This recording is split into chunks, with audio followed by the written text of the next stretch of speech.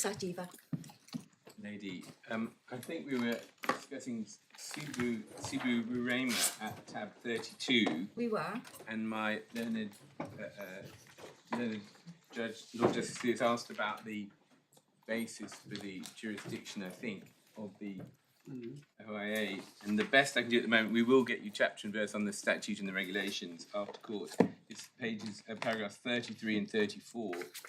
The scheme was created under statute, underpinned by statute, and the nature of the duty is paragraph 6.1 of the scheme to carry out a review of the complaint to decide whether it's justified in whole or in part. But just in case there's more in the Act and in the regulations, we will get the answer for court. That's all right. Topic I'd like to move on to is the jurisprudence of the contract cases that the judge relied upon, underlying the principle that the claimant should not be allowed to improve his contractual position by adding public law remedies. And tab 64 is one of the cases relied upon.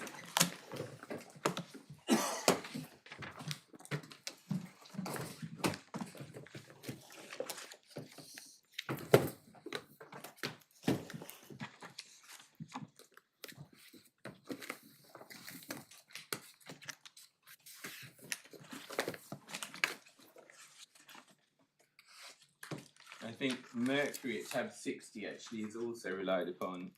That's page 1259, where court said, and this is the Privy Council,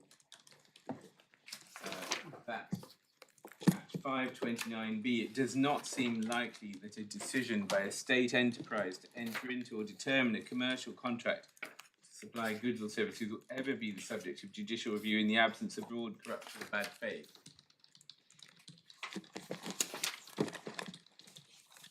That's one of the cases that was cited below. First point is this is in relation to decisions to determine commercial contracts. It's the NHS England position rather than the adjudicator's position. But more than that, I think Lord Justice Lewis identified this case had been referred to in a subsequent Privy Council case. And I haven't handed it up, but I think Lord Justice has supplied us with the name of the State of Mauritius, 2019 UKPC 27, and in paragraphs 41 to 43 of that case, the Privy Council held that both the refusal by the Ministry of Finance in that case to confirm that a condition had been satisfied, and also the refusal to sign the implementation agreement were both amenable to review. So the subsequent decision in 2019 is directly contrary to that stated principle in Mercury that one can never judicially review a decision by a state enterprise to enter into or determine a commercial contract. So obviously that dictum needs to be treated with some care, and I think that's possibly the reason Lord Justice Lewis sent us that case so that we could take account of it. So the next case is the West case, tab 64, I'd like to take the court to. And that's an attempt to judicially review decisions of the Business Conduct Committee of Lloyd's. And those decisions were held not to be amenable to judicial review. The decisions under challenge, which were approving minority buyouts in 4 syndicates in which the claimant was a member, were concerned with the commercial relationship between the applicant and relevant management agents. And that relationship was governed by the relevant contracts. And the fact that, and this is the key point, other than it's a contractual relationship, the fact that the Lloyd's corporate arrangements were underpinned by a private act of Parliament and not by the Companies Act was not dispositive. Obviously, private act of Parliament is very different from public act of Parliament in its effects and legal status. I think paragraphs 31 and 32 have been sidelined for the court. But that's why it doesn't assist us at all on the facts of this case. So that's West. Support ways, I know you've been wanting to get to this one. Support ways is gives a misleadingly reassuring title, actually. I don't think it supports much, actually, when looked at properly. It's a judicial review of the non-renewal of a contract between a claimant and a local authority for housing-related support services for individuals. You'll see that from the head note. And the question and the criticism was based on allegations of breach of contract, specifically whether there was a right of review under clause 11 of the contract. In clause 11 is set out. They were unhappy with the non-renewal. They said paragraph 10 of the judgment sets out clause 11 that the support services review has to be carried out in accordance with any guidelines and directions issued by the Deputy Prime Minister. But the criticism was failing to comply with the contract rather than failing to adhere to legislation. And it was held not amenable to judicial review. You'll see at paragraph 34 and 35. The primary question is whether the company should have been seeking a private law, only a private law remedy, or a public law remedy. In my judgment, the basis of the company's case was not in public law, but in private law. The company's complaint was the council had failed to comply with the agreement. The company was seeking to enforce, as Lord Justice Lewis earlier said this morning, the council's compliance. The case was about enforcing contractual performance. Subject to being contradicted by a close analysis of the principles or by binding authority, such a complaint and such enforcement would appear to me respectively to involve a private law claim and a private law remedy, both of which are contractually based, albeit with common law and equitable aspects.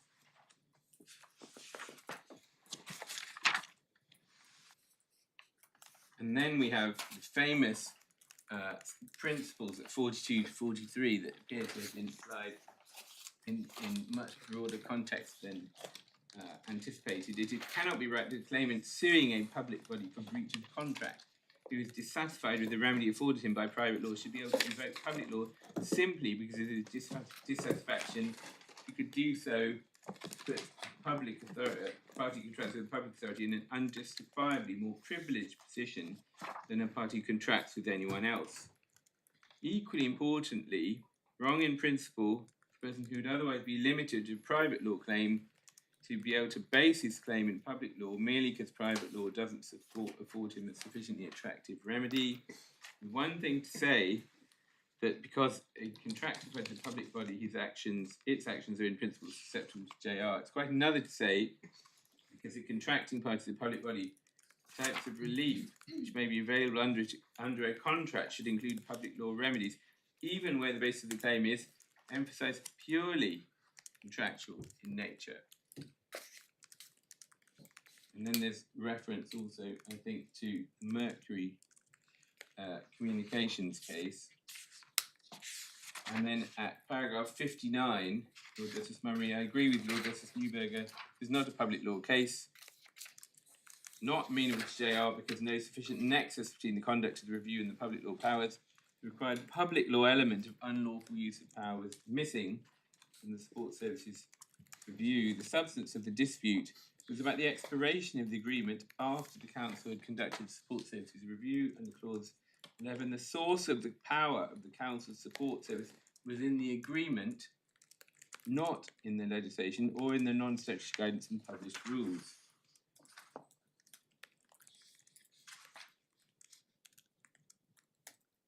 And then over the page, sixthly, although the grounds of the JR use public law language of a decision, it doesn't alter the substance of the dispute, whether or not the agreement has come to an end in accordance with its terms.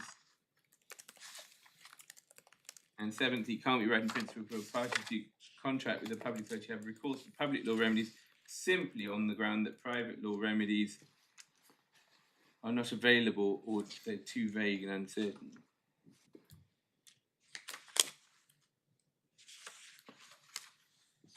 So that's support ways, and you may well ask, what's that got to do with the issue on this appeal? And the answer is nothing. And Taggart, you've seen, I think. Shown you Taggart. So that was a challenge to the invited review mechanism source of power to conduct an invited review mechanism was legislative and not a public function. That was the getting an expert view on someone's conduct and then referring to the GMC. Right, the two cases about the adjudicator's amenability to review in all these authorities are first, tab 35, it's the same. And that's a case about a dentist in a materially similar position.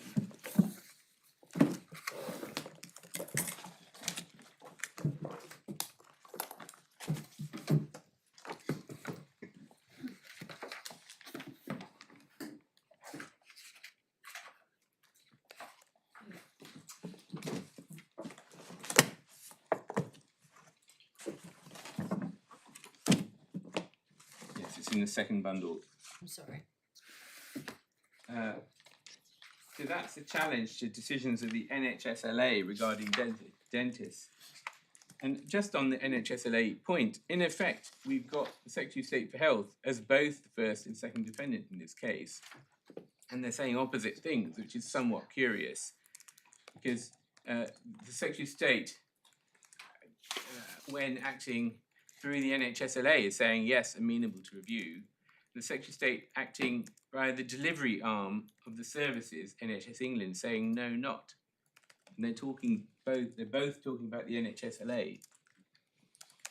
And I don't know how that works as a matter of law in front of the court. Because if it's the Secretary of State in both cases, and the Secretary of State is responsible for both, then it's hard to see how different positions can be taken. Anyway, no doubt that can be explained. So Hussain is a challenge to decisions of the NHSLA in relation to dentists. It was submitted in that case that the adjudicator, great similarities with this case, was not amenable to judicial review, but can appeal under the Arbitration Act. And it was held, noting the submission was not advanced by the Secretary of State, that a term imposed on compulsorily on a standard form contract should exclude the dentist, the counterparty, from accessing public law remedies. It would either have is distinctly unattractive. I'll find the reference for the court. I think it's page 681, paragraph 47.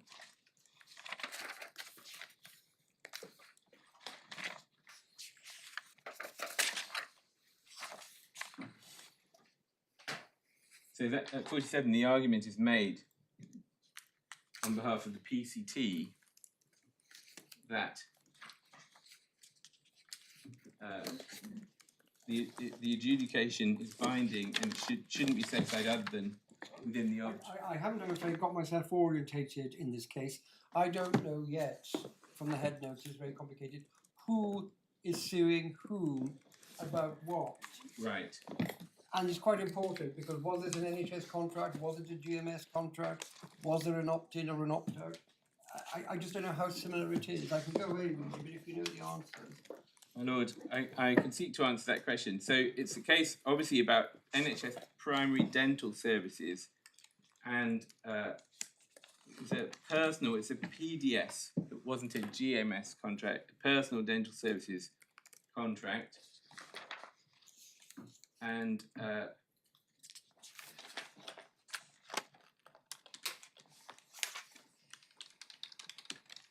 there were disputes as to the value of the contracts with the PCT. And I will answer the question about NHS or non. I seem to remember it was a non-NHS contract, but if you just give me a moment. Yeah.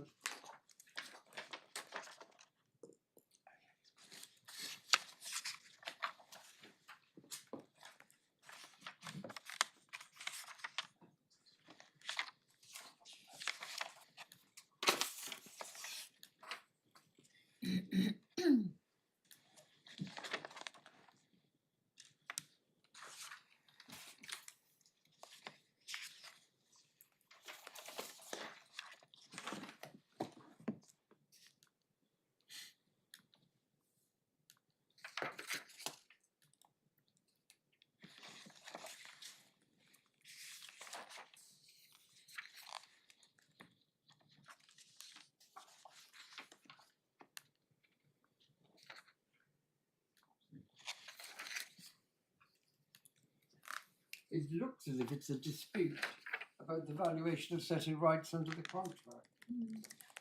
But they claim they should be having certain more valuable rights because they'd had an earlier contract, and the Second Estate said no. And then at 11, it looks as if it's a dispute about contract value. And if it was a contractual case, you would have thought that that would have gone by way of contract. Well, there was paragraph 8, my lord, and I will answer those questions. There must be an answer. There is a provision for reference to disputes in connection to the contract to the Secretary of State. I still don't know at the moment whether it's an NHS or non. No, because if it's a That's non-NHS contract, that would be more interesting. yes, because it'd be more like your case. Yes, and the I facts I are had important in any case. I had perceived that it was, but let me please Check. Yeah. confirm that. But It's a pre-contract dispute. Pre-contract. It started off in the head notice saying as if it was pre-contract, and then they switched because it's the valuation of the rights in the contract that they had, because it said that they didn't seek adjudication by the refusal to grant contracts, and then I got the impression that there was a contract, but the question was how did you value certain rights by reference to earlier service. And it's quite important in any case, not just to take sentences out of context, but actually to look at what the facts were and what the case decided. my lord, yes, we will seek to answer those questions. Even in paragraph 1, Justice Cranston is talking about monies that they ought to receive under their contracts. It seems to be the contractual valuation of their rights that's at issue. And then that does make it interesting as to whether this was an opt-in or an, Yes. Or subsequent NHS contract. initial or opt-in. Well, I mean, the way it reads, and again, we need to get to the bottom of it. Paragraph 8 is that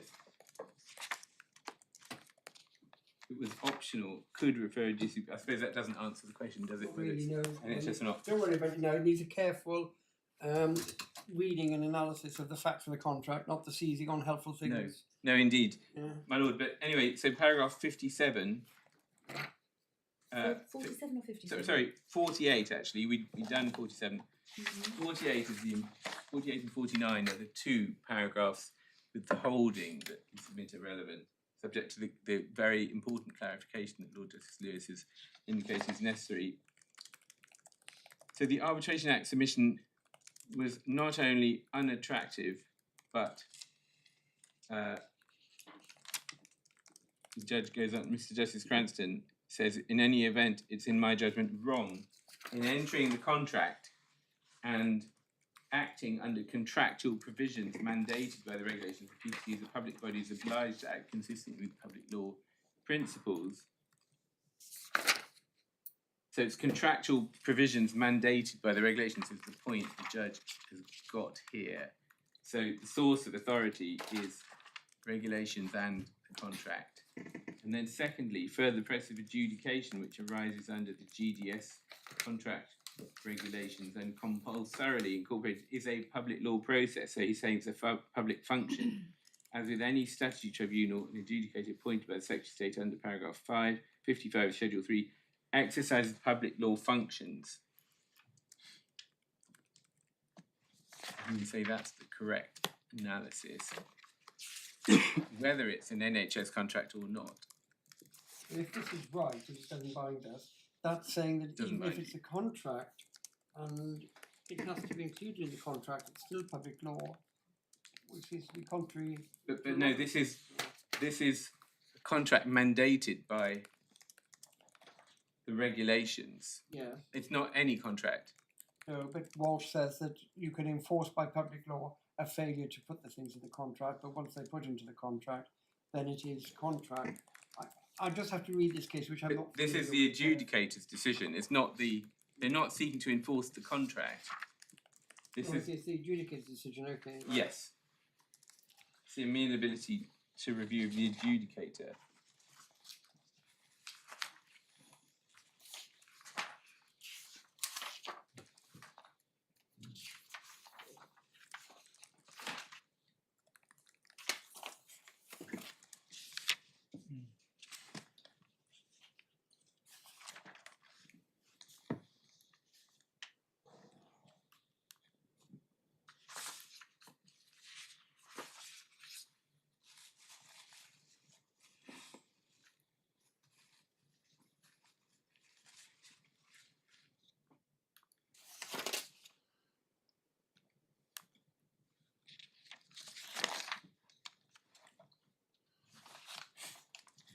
paragraph 2, penultimate sentence. This is a straightforward judicial review of decisions of an adjudicator for error of law.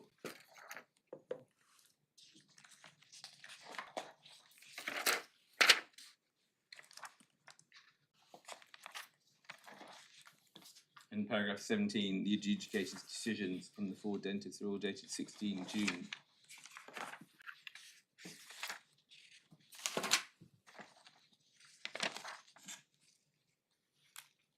Well, we just have to check Yes.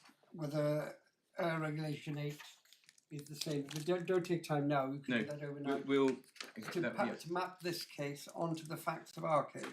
it's on our list, Lord. Then the other case for fees, tab 41. Which is the one followed below.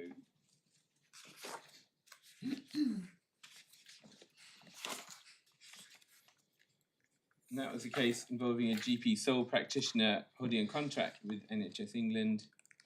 Following decision of the Primary Care Commissioning Committee, termination notice served, failed to remediate 3 remedial notices, applied to the adjudication body, the adjudicator, sits within the NHSLA, which upheld the decision of NHS England to terminate the contract. And JR proceedings were lodged in respect of the decisions. Listed for a 2-day rolled up hearing.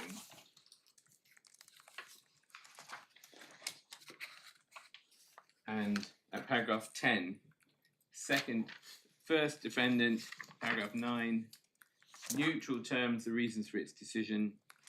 Second defendant, paragraph 10, resisted the claim on a number of grounds. First, it challenged the amenability of both its and the adjudicator's decision to JR on the grounds sought, which was rooted purely in private contractual law.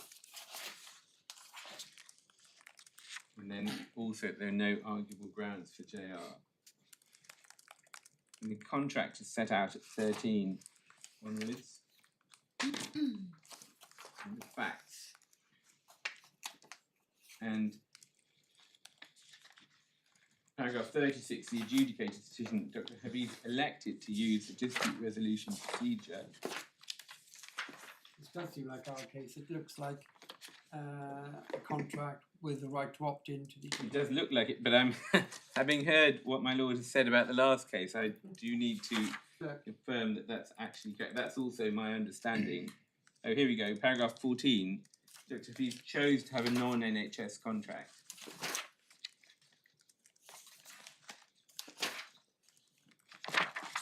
So it is exactly then. Yes. Elected to use the dispute resolution procedure clause 521 and referred to the adjudicator. The role of the adjudicator, paragraph 37, is to determine impartial disputes referred under regulation 821. So identification of jurisdiction takes place in paragraph 37 in accordance with the procedure in 83. And paragraph 38, second defendant says the application is a private law dispute between NHS England and the contractor, which should be determined by the adjudicator applying private law principles.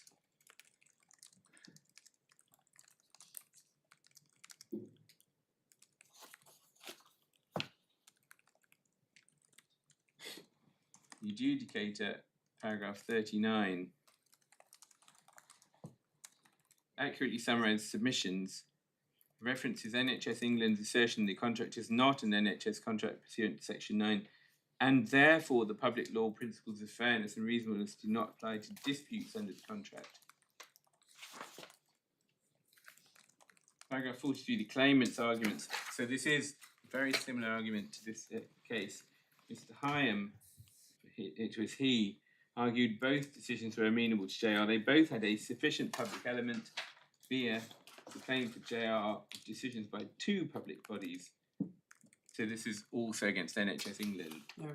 The decision to terminate and the errors of law in the adjudicated decision had a sufficient public law element referred to under contract under section 90, enabling regulations to be made for the resolution of disputes, referred to regulations 82 to 84, distinguished the role of the adjudicator from that of a private arbitrator determining a contractual dispute, since the Primary Care Appeal Service is a statutorily created process for resolving disputes between GMS contract holders and manner of appeal. Significantly, he's stolen all of my lines actually. Same procedure applies whether or not the contract holder is engaged on an NHS contract or a non-NHS contract. In clause 10, contractual duty to comply with public law principles. Two cases relied upon, Shah, in which Mr. Justice Silber said it was at least arguable that decisions are public and subject to public law scrutiny. That's just a arguability decision. And then SSP Limited, which I think I've shown the court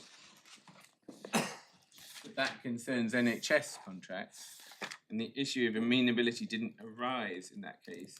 Mr. Hyam submitted that since the dispute resolution mechanism is the same, whether arrived at by choice, in Dr. Davies' case or through section 9, 5 and 6 of the 2006 Act, follows that by whichever route the adjudication process has been reached, a decision reached under it will be susceptible to judicial review. And at 78, that's what Mrs. Justice Stacey rejected. She didn't need to, because she decided the case against the doctor anyway on the substance. But at 78, she says that the element of choice, and its choice is to opting in, and interestingly, she says choice to be bound by the result. Both of those things make it only private law, not judicial review. Is that a fair reading, 78? Well, I think 78 contains the reasoning for both the first defendant and the second defendant, extremely unhelpfully because they're completely different situations. Dr. Davies chooses, well, I think it, can I take it slightly more slowly, my lord? There are 3 or 4 other paragraphs that might be relevant. So, paragraphs 50 and 51, it was accepted that the authorities considered the position concerning the second defendant, but it was submitted, they were, and this is Walsh and Krebs and whatnot, they were equally applicable to the first defendant, as the nature of both decisions was entirely contractual. That's the way it was put. And the claimant had elected for the matter to be dealt with by the dispute resolution procedure, and in exercise of his contractual rights, he had chosen it, and it had not been the only option, unlike SSP. That's the way it was put. But that neglects to point out that the SSP contract holder chose to have an NHS contract with the same consequences as to adjudication. But then Mr. Justice Stacey at 55 somewhat mysteriously says the legal principles to be applied are not controversial, whereas I think they're very controversial. The question of amenability to review requires careful consideration of the nature of power and function that's been exercised, see if there's a sufficient public interest. Then support ways is cited. So beer is referred to, so source of power and then function, whether public, but that isn't the nature of the reasoning that then emerges in the decision. Then support ways is cited to avoid a lopsided relationship to do with public bodies contracting with non-public bodies. And then we get to amenability at 74. And maybe this is the key, I don't know. In light of my conclusions, i.e. the grounds, none of them are good, it's not strictly necessary to determine the issue of amenability. So all of this is obiter anyway, which is probably the most important comment on this case. But I conclude the decision of NHS England to terminate the contract was not a decision within the scope of JR. It was contract law. Walsh and Krebs. Claimant chose this relationship to be regulated by private contract law. The matters in this case are private law matters, as per Lord Justice Longmore and Krebs. And I don't understand this, a case on materially identical facts. I don't think Second Respondent is relying on Krebs. It's one of the few cases that escaped the authorities' bundle in this case. But I'm not sure the case is on, they're not, the facts are not materially identical. the arguability point is talked at referred to at 77. So 78. First defendant, Dr. Hafiz's choice provided under the contract to use a dispute resolution procedure, and as a matter of private contract law, he agreed to be bound by the outcome. He could, instead have opted to sue in the county court for breach of contract. There is no direct authority on the position concerning the adjudicator either side could identify, but I do not find the SSP case to be of assistance. Since SSP had chosen for their relationship with NHS England not to be governed by private contract law, having opted for an NHS contract, by which it wasn't going to give rise to contractual rights and liabilities. Well, that's hard to follow because the choice is to get the adjudicator to decide your decision, and that's exactly what a contracting party deciding he or she wants an NHS contract is deciding. That's exactly what my client decided. I think what she's saying is that there's a difference between opting not to have a legally enforceable contract at all, Yes. which is what you do if you go down the NHS contract. NHS contract route. That's one thing. You're saying to yourself, I want nothing to do with a Ab contract. initio. Yes. Whereas now we're saying it subsequently. And so that's what I think she's getting at. Yes. And then it's the last part really that you quibble with, I think, applying first principles. Well, which first principles, I would ask, rhetorically. Restaurant, yeah. Other than, I mean, in beer, you might look at the source of the power and the nature of the function if you're talking about first principles, but I don't think we're talking about that. She then says the same reasoning would apply to the first defendant's decision to uphold the termination notice. So the position of the adjudicator is elided with that of NHS England. There's simply no appreciation of the different positions of both, and that's exactly what Mr. Justice Bourne has done below by not distinguishing between the positions of the two, and we'll look at that briefly. It's a strong use of it to lie the enforcement of a contract with a separate question of reviewability of Statutory appointed statutory bodies set up adjudicators. to adjudicate on the contract. Yes. You could be right on the first one, and Wrong on the second, yeah. if you apply the same principles to both, that's questionable. Well, it's like the county court. I mean, you've got a contract, you can't enforce it. But if you go to the county court and they get it wrong, judicial review is available in principle. You don't get it because you've got an appeal. Yes. But it's a body set up to adjudicate on your rights. Exactly. Yeah. Had it been necessary, though, I would have agreed with Mr. Auburn's submission that the adjudicator's decision and the nature. So she doesn't think it's necessary to decide it. She hasn't decided it. She would have agreed that the adjudicator's decision and the nature of the challenge, which did not allege fraud or improper motive or the like, falls outside the scope of JR, but there's no attempt to analyse why. And to be fair to the judge, she wasn't shown the case law that you have been dragged through. So that's her fees. Then, if we can look at the decision in this case briefly, which is decided in a similar way to her fees.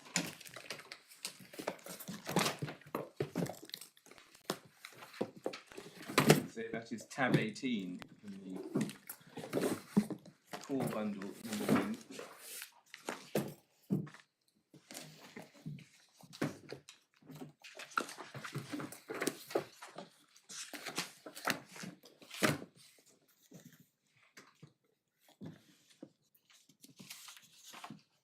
And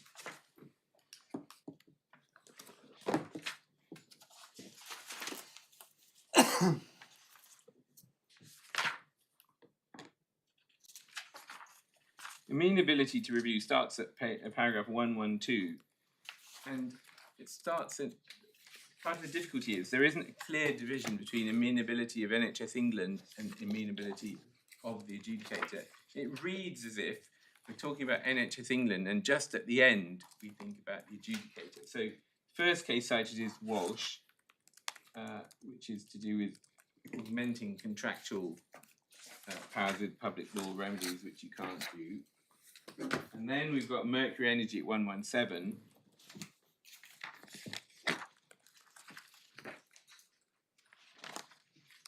And then the next case is Support Ways at 119, which I've shown you. Again, contractual enforcement of contract via judicial review. Then we have Hussain at 123, just trying to follow the rationale for the reasoning, because you can't get it from the final decisions.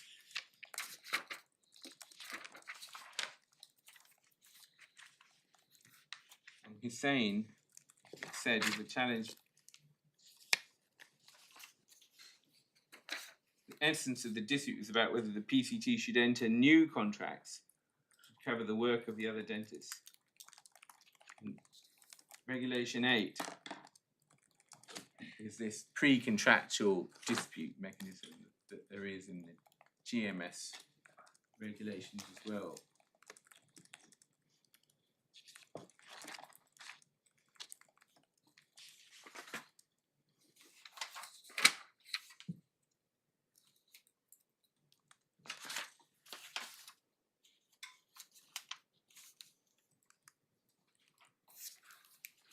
Then there's reference to Krebs at 127, and that's not been put before you.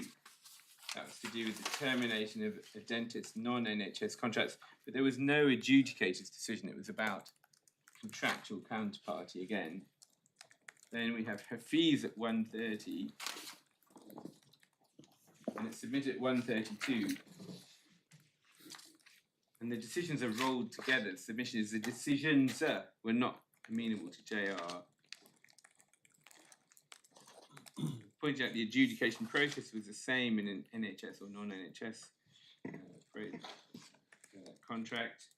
And there's reference, I think, the holding and Hafiz. And at 136, the line of cases consisting of Walsh, etc., make it entirely clear parties to contract cannot rely on public law arguments or remedies to improve their contractual position, no matter how public or statutory the context of the dispute. This must be done by private law action, not by JR, apart from fraud and bad faith. This is not inconsistent with McLaren or any of the other cases which haven't taken to you too. And then at 141, it doesn't appear that Mercury Energy and Sportways were brought to the attention of Mr. Justice Cranston in Hussain. These cases contradict his very broad proposition that in entering the contract and acting under contractual provisions mandated by the regulations of PCT is obliged to act consistent with public law principles, and the judge didn't accept the arbitration point. But Mercury Energy, Supportways and Krebs apparently show that assumption to be incorrect.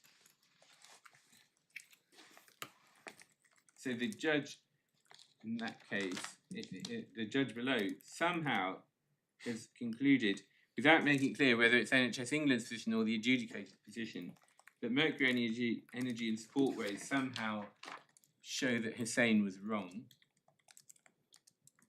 And the conclusion for 142, the adjudication of Hussain was a public law process, must be read in its context, i.e. adjudication of a pre-contractual dispute in which neither party had any rights in private law, is not of direct assistance on the present question, which concerns the resolution of contractual disputes by a contractual mechanism. Well, that might be right if you're just talking about NHS England, but the adjudicator, Hussain was about the adjudicator's amenability to review, and that was the precise issue for the judge below.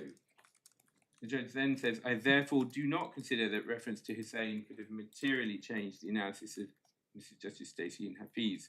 The following, I agree with the Hafiz analysis for the following reasons. So 144, Mercury Energy, etc., established a public or statutory context doesn't mean private law rights of contractual supplemented by rights in public law. So that's NHS England's position. So it's clear, applying those cases, it's clear the decision of the second defendant to issue the termination notice could not be challenged by JR, at least in the absence of fraud about trade. Claimant could have sued on the contract. And then we have the adjudicator, the reason for the adjudicator. And his first sentence is, that is the starting point for considering the position of the first defendant. Well, it's not the starting point, because you've got to consider the general law and amenability applied to the first defendant. The first defendant's in a very different position to contractual counterparty and statutory authority to determine the dispute. you've got to ask yourself, is it a public function what's being carried on? Is it something by way of private profit, private commercial party might or has entered into, or is it a public function with the benefit of low-cost resolution of disputes by GPs providing a national health service so that the thing runs properly, which is an explicit tool of public policy, one very close to most people's hearts in this country. So the starting point was not the starting point. Then at 145 is contained the rest of the analysis as to why the adjudicator is not amenable to review, and it's a very short amount of reasoning for a complicated question. The first one came into the case because of the claimant's very important choice to invoke the dispute resolution procedure rather than suing its contract. There was no compulsion to have the dispute decided in that way, and his choice of that contractual element did not introduce a public law element or carry the case outside principles stated in Krebs. Well, Krebs, etc., were about enforcement of contracts. So they are literally irrelevant to the amenability of an adjudicator. And the question wasn't, the starting point is the same as NHS England, and his choice meant that there wasn't then a public law element. That's just not the way the law works on amenability of review. There are two overriding principles: source of the power and the nature of the function. The power is being exercised in substance by the government, by the Secretary of State for Health, under statutory powers. And I say that's enough on its own. The fact it's the Secretary of State's decision in this area, it's not the order of paper clips. In anything beyond the paper clips or lawn mowers or something like that, anything expressly private law, when it comes to attempting to resolve disputes between many of the GPs in this country, and it's the PMS contracts and the GMS contracts, not just the GMS contracts, that is the source of the power gives you a clear answer in my submission. But lest there be any question about it, the function, and we'll set aside the exception for the power being solely contractual. This is not a case where the adjudicator's power was solely contractual, or indeed contractual at all. And to the extent it's contractual, to the parties are bound by what the adjudicator does, that is a contract mandated by statute. So you simply can't ignore the statutory basis for the adjudicator's power. And that point was not made, no, very clearly, or it certainly wasn't accepted, even though it is clearly true. As to the function, it concerns, clearly public, concerns decisions on the relationship between most GPs and the government, a wide range of potential disputes, not just about money, including whether certain policies are lawful or not. It's not about insurance companies' compensation schemes. And most tellingly, the body whose amenability is questioned accepted that it was amenable to review. Right at the beginning. There's absolutely no reference to that in the judgment. I mean, that might even as a matter of law be a concession. Because there was no resistance by the body who was being judicially reviewed to the submission that it was amenable to review. And the idea that someone else, who's also the Secretary of State for Health, wearing a different hat, could contest it. It can be seriously questioned whether that's actually a permissible way to proceed in the case. Because the judge rules on disputes between parties. And if the body being judicially reviewed wasn't neutral, this is the point. The NHS below was not neutral on its amenability. It observed that it had been JR'd in the past, and it had never in the past said that it wasn't amenable, and it wasn't saying so now either. And if that had been me, first instance, I would have submitted. There's nothing for the judge to rule on. It's not disputed. There are actually different bodies already within the NHS. There is the SHA, which is the Litigation Authority, with its own chairman or chairwoman and members. In law, And it's you a have got different the Secretary of State, who is a corporation code, who changes with every election. Indeed, or more frequently than that. People are broadly acting, one judge may take a different view from another judge. No, but my point is, my lord is of course right, but there is first of all, there's a perception in terms of the government before the court, because it's quite difficult to see how there can be properly two opposing views from different nominees, if you like, of the Secretary of State. But secondly, it's a matter of amenability for there to be an issue as to whether the NHSLA was amenable to review. If the NHSLA accepts it's amenable to review. But one of the parties to the contract doesn't. You get it all the time. You have two parties before the Appellate Tribunal, a judicial review of the Appellate Tribunal, and they may take different views. And in the end, it doesn't matter. One of them is right, one of them is wrong. Perhaps both of them are wrong. It doesn't matter. You've got to decide whether it is. It's a Anyway, duty I've made the argument. point, my lord. The submission is if a body who is being judicially reviewed accepts it's to be judicially reviewed, at the very least, great weight should be put on their position in relation to their own legal status, which hasn't been mentioned at all. So that is the decision below in relation to amenability. I can leave that. Two further points. Arbitration. You have our submissions, I think, in the skeleton as to why this isn't arbitration. But the overriding, the point that is probably the more important point is that this court has to decide where on the scale the adjudicator lies, whether it's the obvious end, statutory, whether it's, well, it's not solely contractual, you can't decide that, whether it's somewhere in the middle and whether it's amenable or not. And those bodies, those procedures which are arbitration, are those where the jurisdiction is solely contractual. So it's the same question. It can't be arbitration if it isn't entered into by the. And that's what arbitration is. It's a form of dispute resolution that parties freely choose to enter into pursuant to a contract. And there are statutory arbitrations, but that's not what we're talking about here. This court's job is to determine amenability, and then if you really want to go into it, if it's a private tribunal, it may or may not also constitute arbitration. But if it's amenable to JR, it's not going to be an arbitration. The two are fundamentally inconsistent. And to introduce jurisprudence on arbitration where that none of the cases have been asked to grapple with the difference between arbitration and judicial review is an inappropriate endeavour. Plus, you've got the extremely odd two further points that you've got an arbitration between party A and party B, and you've got a nominee of party B being the arbitrator. When does that happen in an arbitration?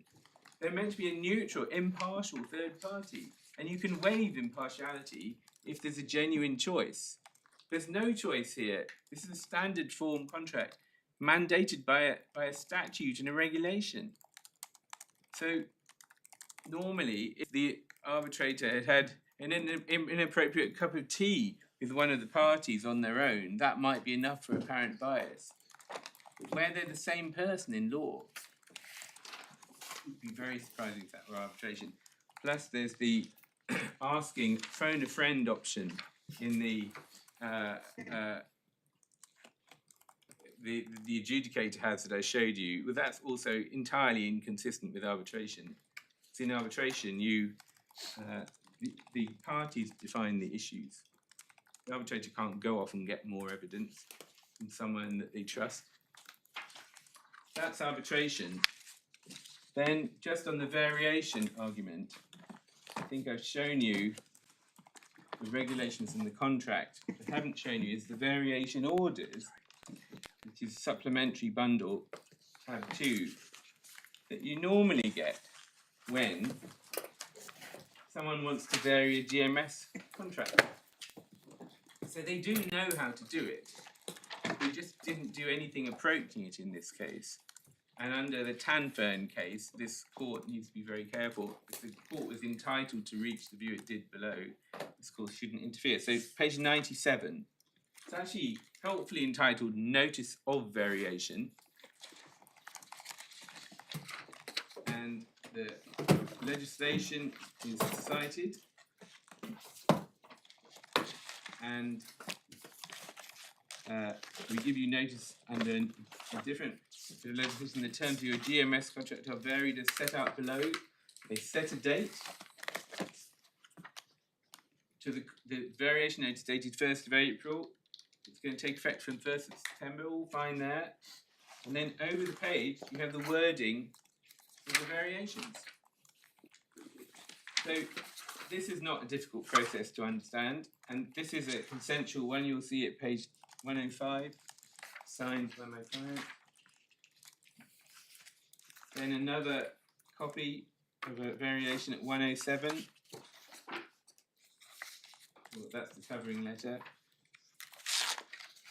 It's entitled again, Notice Variation. Cited what the legislation is, 2006 regulations, and then over the page, wording of variations. And it references particular clauses of the contract. It doesn't just state a statute and say, this is it. It doesn't even tell you where that statute fits into the contract in the letter of the 28th of October.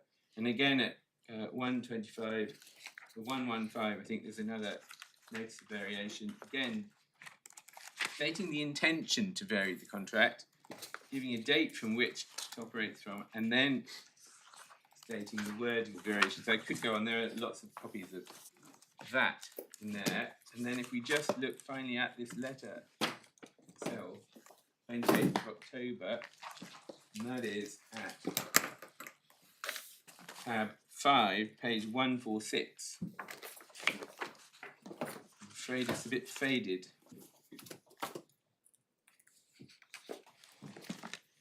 And you'll see that it refers to the directions introduced on the 1st of April 2019. It's dated the 28th of October 2019.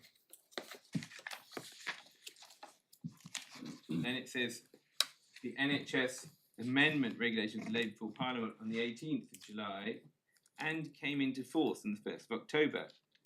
Writing to inform you how the new contractual requirement will affect your GMS contract. And then section 15A, the new 15A in the GMS regulations is set out,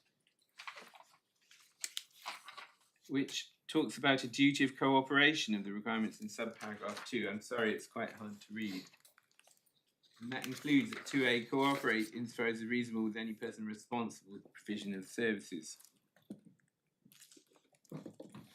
And then it goes on to say, I hope the above extract from the amendment regulations is self-explanatory. It's not trying to say we want to enact variation by this letter.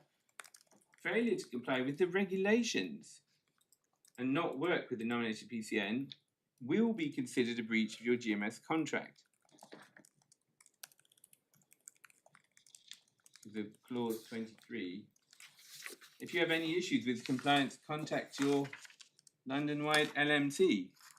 So, where in that letter is evidence that the NHS England thought it was necessary to effect a variation to be incorporated into the contract? Actually, they thought the opposite. They thought the law already bound the GP. So subsection A is not met. Where do we find the wording of the amendment? And I know the wording of the statute is there, but this amendment is intended to amend the contract so as to comply with the contract. So where does it fit in the contract? no answer, because there's no suggestion that this wording should go into the contract. And from when does it apply? Well, if it's a variation, the earliest it can apply from is today, but usually 14 days in advance. But the only sign from this letter about when this obligation came into force via the statute, not the variation, is the 1st of October. So let's say this was meant to be a variation. Well, it's a variation that apparently applied from the 1st of October, which is a nonsense. And the parties, much has been made, particularly by NHS England throughout this litigation, about you signed a contract, you're bound by the terms of it. You can't JR, for instance. Well, there are strict requirements for variations, and they're not simply formal, they're substantive. And the court ought to uphold those rules, particularly given the inequality in bargaining power. You construe these terms against the grantor, and they are very plain, their meaning in law. And despite the undoubted skill of the forensic arguments you're going to hear shortly on the other side, you cannot turn a letter that says there's a regulation that's come out, you were bound by it from 29 days ago, into we hereby by this letter seek to vary your contract without your consent. They're just not the same thing. And if this court felt able to interfere with the judge's considered decision on the legal effect of facts below, which are, there's some toing and froing, it's just nowhere within this court's ability to interfere in a case like that, even if it would want to somehow bend this letter into one that could reasonably construed on an objective reading. Of course, that's how we must read contracts and variations, not what the parties thought they were doing, but objectively, what would a person reading this letter understand what it purported to do? And the answer is not a variation. It's you are already liable, you're already in breach if you don't cooperate. And if you've got any questions, get hold of us.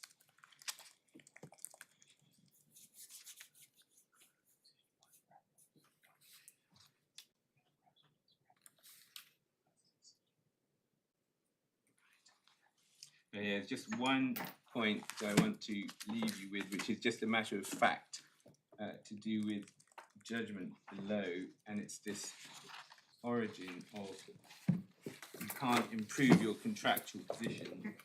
It's page 215. So that is tab 18 in the call bundle, yes. Mm-hmm. And it's the reference to Krebs, that's where this comes from. Page 215. Is it 215? Yes, it is. Paragraph 128. Oh, yeah. Paragraph 128, thank you very much. Court of Appeal decided Krebs, it focused on a clause of the parties' contract to do with acting reasonably. Lord Justice Longmore said it's impermissible, this is it, for parties to private law contracts made with public bodies to proceed by way of JR in order to improve their contractual claim. Yes, you took it to that in Walsh itself. Yes, so will indeed. So that's the basis of the decision below. The judge accepted, but for that reason, the adjudicator wasn't amenable to review. But we've illustrated what our objections to that line of reasoning is. Unless there's anything further, lady and my lords.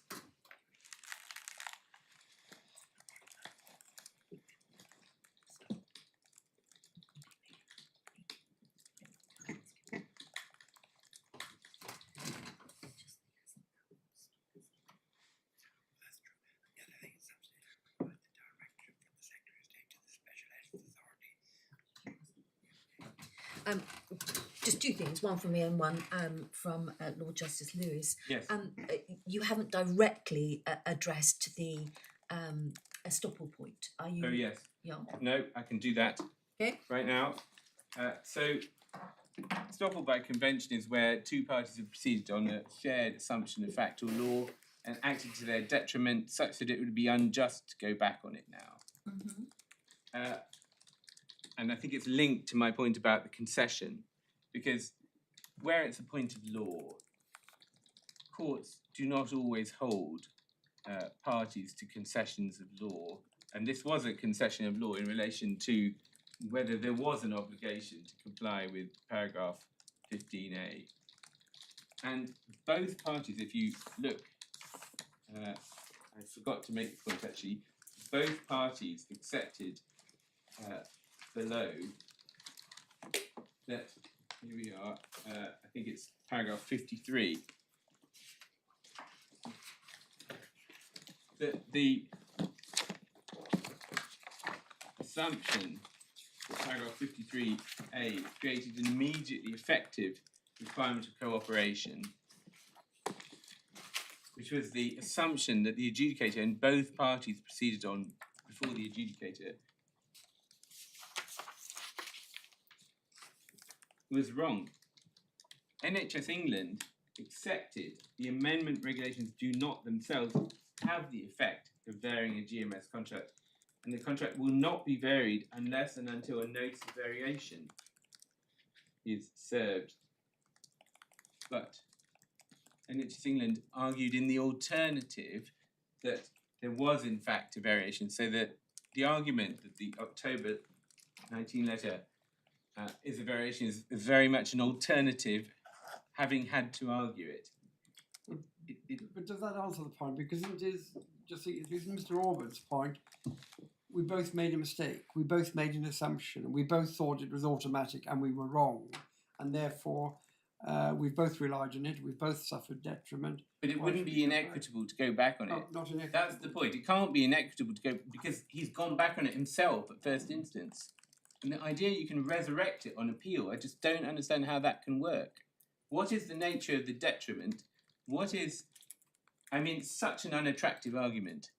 That being unattractive doesn't mean it's wrong, of course. But if we, let's just see, let's look at the, is it the amalgamated something or the other case, which gives you the text. Not inequitable to go back on it, conceded on all sides. Well, conceded by NHS England in particular. Mistake was made and it needed to be looked at, and you say therefore not inequitable to resolve it. Can't be inequitable. And your second point is what's the nature of the detriment? There's no detriment. There's no caused by your evidence. assumption. There's no evidence of detriment. Well, they haven't done anything. So in order to, that's why it's slightly odd to be able to introduce this argument on appeal, because if I was running an argument about estoppel by convention, and some cases there is the odd case where it succeeds. It's an interesting tool in the armoury, but you need to establish it at first instance. There need to be some evidence of what happened, what was the detriment, and why it's inequitable to go back on it. Well, yes, what is the assumption? How is it shared? Who said what to who? Indeed, What did they do or not do that they would otherwise have done or not done? and why it's so unfair that they can't. It's a bit like legitimate expectation, not the same thing, but there needs to be quite high level of unfairness associated with it to even get off the ground, and to be able to introduce it as a volte-face from the position below, which was, oh yes, that was wrong, we accept that, but I'm going to run a positive alternative argument, and yet they're still running that alternative argument and also saying it was unfair to go back on it on appeal. I just don't understand how that can have any plausibility at all. It's a matter of fact or law. You need a factual basis for making a finding of estoppel by convention. And if you've conceded the point below, you've taken away your opportunity of filing any evidence at all on it. And it's clear that both parties did. I mean, I'll come out with it. We expressly said that we accepted that there was an obligation before the adjudicator. It's a particular paragraph of the submissions which I didn't draft, but it's in there. I'm not going to wave it around, but it's there. I'm not going to hide from it. But the short point is it can't be inequitable to go back on it where there's no factual evidence of what the detriment is And more than that, detriment isn't enough. It has to be inequitable, which is for a body like NHS England, for it to be inequitable to have to just look up the law and run another argument. That just the nature of that argument is not very likely to succeed. It's quite a strict test, estoppel by convention, where it's conceded. So basically, there's an error of law below, which is somehow now inequitable to recognise, although it was recognised below. I don't fully understand how that case can be properly put, but no doubt we'll hear how it's put. And there was a second point, The Malay. better point for Mr. Orban to have taken was that it's too late now for you to argue that there was no obligation because it wasn't a point that you took. But that doesn't seem to be anything that anyone is relying on. It was conceded. We do. Oh, you do you? We do, Okay. yes, very much so. Right, all right. Well, they're now saying it wasn't one of the issues before the adjudicator because it was accepted. Whether there was an obligation was not an issue he had to decide. And therefore, having confined his jurisdiction, that dispute wasn't referred to him whether there was an obligation. It can't be looked at again. But my answer to that is that this is a question of law he had to determine anyway. But he can't decide there's been a breach of an obligation unless two things happen. One, there is an obligation, and exactly. two, there is a breach. You've anticipated my point, Right. my lord. So it's to find a breach, necessarily he must have implicitly found there was an obligation. And it was conceded in JR that he was wrong to have so found. Not his own fault, because no one disputed it. Yeah. But that goes nowhere, that idea that he wasn't asked to decide it. It was an implicit condition of his finding that termination was justified. But in any event, Mr. Orban will address this, including the issue of how this can be raised now. Was there a second point? There was a Yes. second point. Only because I'm obsessive. Yes. The reference was made to the NHS Litigation Authority being a special health authority, It is. and we were taken to the functions which were to deal with commercial disputes, in fact, which this isn't, No, and or other anything functions else. where there was a direction. I would make me a happy person because then it's. I think there has been a direction. A copy of the direction at some stage before Yes. Christmas. We'll do that. my lord. Just so I've got it, yes. And you'll come back and tell us all about Hussein. Hussein. Yeah. And the Subaru Yes, exactly. two Yes. cases I owe you. Juniors will have those. Yes, thank you very And much. you'll tell Mr. Orban first before you tell us. I will, Thank you very much. milady. Sorry, Chancellor. My ladies, my lord, I will not be the hour that I was allotted when the BMA were granted permission to intervene, and not least because much of what I would have said has been said now by Mr. Sachdeva on behalf of the appellant. Can I start very briefly with an explanation of the role the BMA has sought to play in these proceedings? You will have seen that the British Medical Association is a trade association and trade union, professional association and trade union. And so it has a particular interest both on behalf of its GP members, many of whom will be on GMS contracts, some of which will be non-NHS contracts, but also because it has a particular interest in the GMS contract itself, which is negotiated annually between NHS employers on behalf of NHS England and the BMA's General Practitioners Committee. The BMA was not involved in the case at first instance. The judgment at first instance was drawn to its attention, I think, in fact, directly by the appellant. And it was the BMA's view, having looked at the judgment at first instance, or its concern, was that the judge had proceeded without full reference to authorities and first principles. And so it was at that stage, I think in December 2022, in support of the application for permission to appeal, that the BMA put submissions in, which you don't have in the bundle, but they're essentially pretty much exactly the same as the skeleton argument. And so the BMA's position in this appeal is really twofold. First, it considers the court below was wrong on the issue of amenability. It doesn't seek to have any role to play in relation to any of the other issues before this court. And so that, first and foremost, is why it sought to intervene.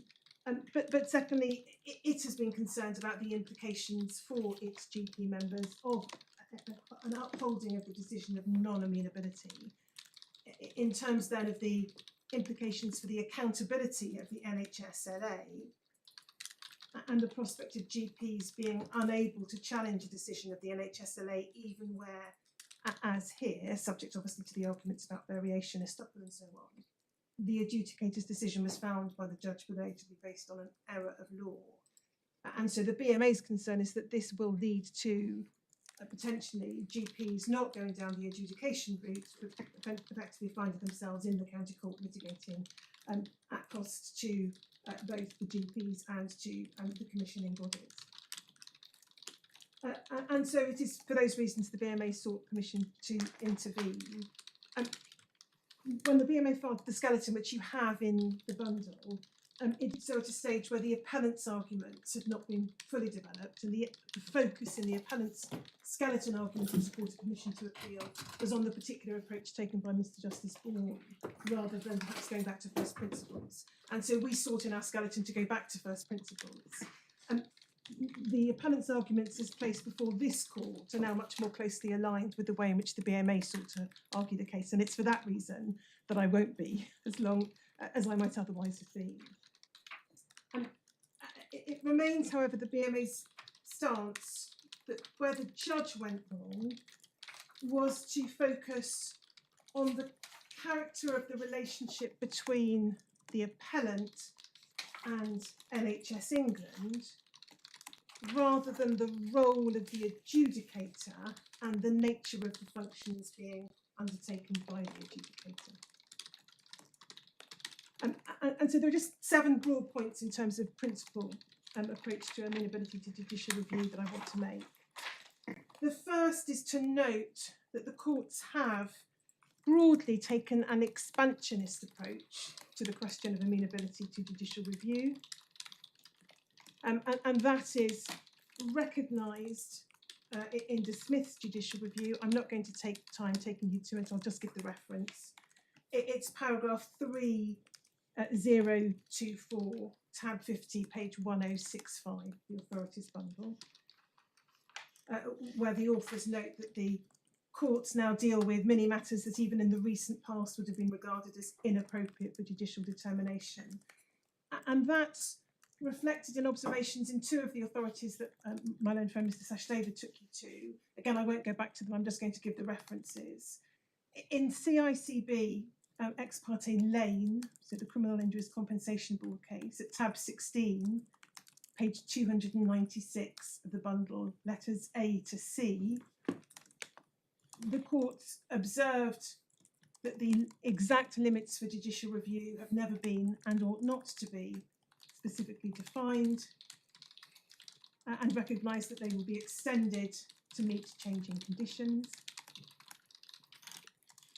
And in DataFin, at tab 18, page 381, letters C to D, the Court of Appeal emphasised the adaptability of the supervisory jurisdiction exercised by the courts in judicial review. So, broadly speaking, over the decades, a direction of travel that is expansive rather than restrictive.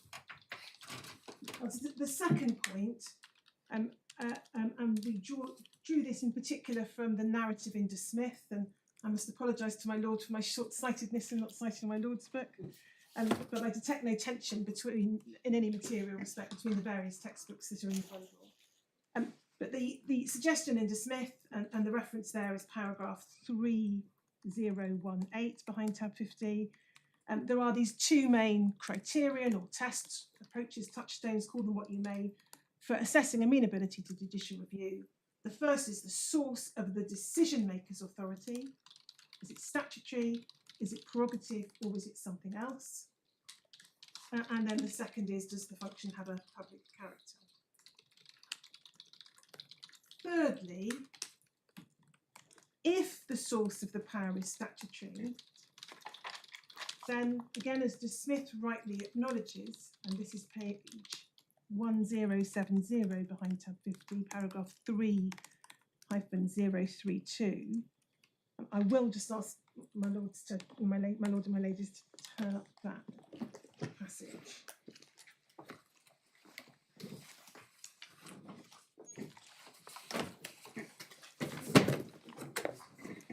It's page 1070. 107. 1070. Thank you. Behind tab 50, and it's the paragraph immediately under this subheading statutory powers,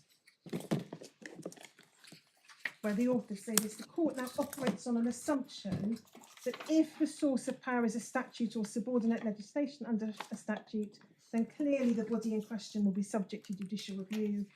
There must be some compelling reason to infer that such a presumption is excluded. In a large proportion of claims commences, no doubt that the decision in question is susceptible to review because the source of the power exercised is statutory. And the authorities for the propositions in that paragraph, you'll find at page 1075, footnotes 128 and 129. One is data fin, which you've already seen, I won't go back to it.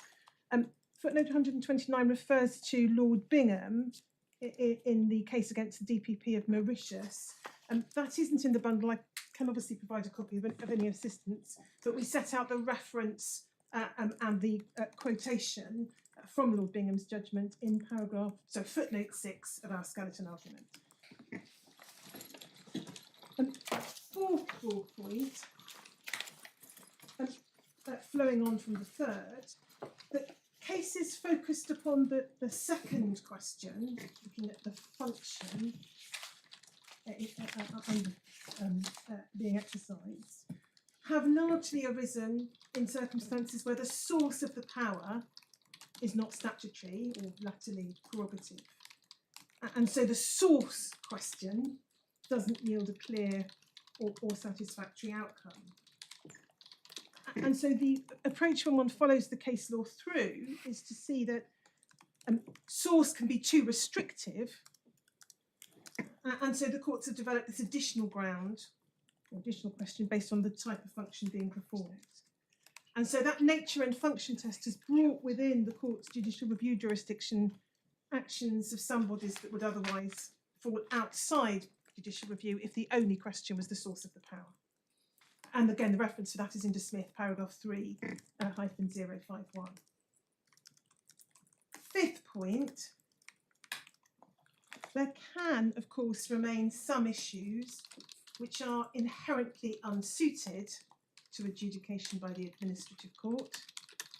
And I'll again, in speed, give you just the reference in De Smith. It's page 1065 of tab 50, paragraph 3-024. So inherently unsuited by their nature. However, in the present context, where an adjudicator relating to an NHS contract will exercise identical functions under the same statutory regime, and his or her decision will be amenable to judicial review, we would submit it cannot sensibly be argued that the lawfulness of an adjudicator's determination in relation to a non-NHS GMS contract is inherently unsuited to adjudication by the administrative court. Sixth point, that the role of voluntariness or choice, it's perhaps trite to say, but a person who makes an application to a statutory tribunal has chosen to do so. That choice doesn't make the statutory tribunal's decision non-amenable to the court's supervisory jurisdiction. And alternative options are usually considered by reference to the question of whether there's an alternative remedy, and discretion to grant relief and judicial review should not therefore be exercised, rather than going to the question of amenability. And in the bundle of authorities that this court has, it's clear, in particular from Ex parte Lane and Datafin, that judicial review is only excluded where the sole source of the decision maker's authority is consensual submission or voluntary agreement. And the passages are, again, I'll just give you the references because you have seen them already when Mr. Sachdeva has gone through the authorities in more detail. Ex parte Lane, tab 16, page 298 at letter B, and Datafin, tab 18, page 381 at letter F. And then the seventh point really touches on a debate that my lord had with Mr.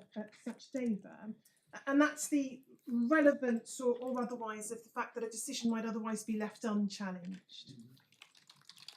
I should say at the outset, I don't suggest that that in itself could, on its own, provide a basis for a conclusion that a body is amenable to judicial review. But it is, in my submission, a relevant additional factor to take into account. And I just draw attention to two passages in Datafin in that regard. And I do ask the court to briefly turn back, therefore, to Datafin. It's tab 18.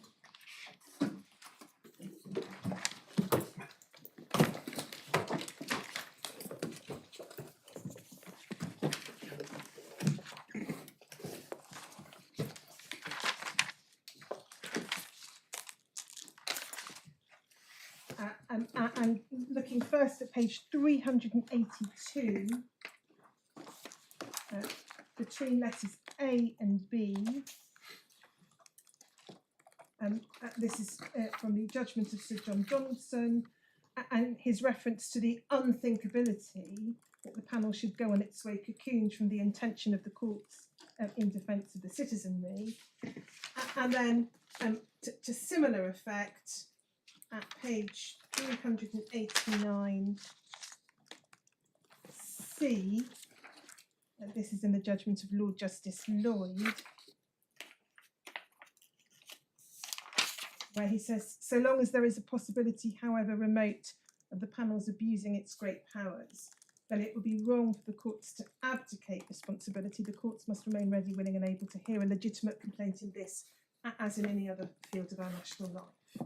So I just draw attention to those passages as supportive of the fact that it's not irrelevant, that if the adjudicator's decision being otherwise binding is not amenable to judicial review, a decision that based on an error of law would otherwise simply have to remain unchallengeable. So that was all I wanted to say in terms of general principles. Applying those principles to the context before the court, in relation to the source of the power, for all the reasons that you've seen from the regulations themselves, this is a case in which the decision maker, the adjudicator, was unquestionably exercising statutory powers under Part 12 of the regulations. And it's clear from the regulations that you've seen that not only is the adjudicator exercising a statutory jurisdiction, but the GP who makes the referral is exercising a statutory right so to do. So we have a statutory right to refer and have your dispute considered and determined, and a statutory jurisdiction to consider it and determine it. And so that is a far cry from the contractual analysis set out in Mr. Justice Bourne's judgment and the respondent's submission. It seems to have two rights, actually. There's a right in the contract and there's a statutory right. And I did wonder whether the right in the contract was actually a right at all, or whether it's something that makes it clear that he's not in breach of any implied term or other term of the contract if he goes off unilaterally. Because even if the contract gave him that right, the Secretary of State wouldn't have to do anything but for Yes, the provisions of Regulation 82. absolutely. I mean, I read the contractual provisions, and as Mr. Sachdeva indicated, they really rest on the statutory provisions as doing no more than stating that which is set out in the statutory framework in any event, as it were, for the avoidance of doubt. But there can be no doubt, whatever the contract said, that statutory entitlement is there, and that statutory jurisdiction. You could see arguments that it's contrary to an implied term in the contract, that having entered into a contract, you then, which normally is county court or high court, you then go off to some other body and ask him or her to deal with it. So you can see why it's there, but it's not the thing that, if it wasn't there, would give the person the right, if you follow me. Yes. And just on the question of statutory underpinning more generally, not only is the source of the power plainly statutory, but the manner in which the adjudicator on behalf of the Secretary of State exercises the power is also contained within the statutory framework. I don't need to take you back to regulations 82, 83 and 84, but there's a single dispute resolution procedure called the NHS dispute resolution procedure in the legislation. It's binding, it's the same for both NHS and non-NHS contracts.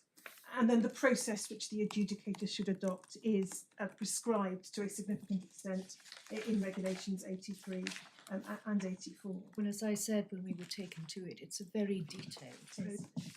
It allows the adjudicator no real leeway. Absolutely. There are then just two authorities I wanted to show the court.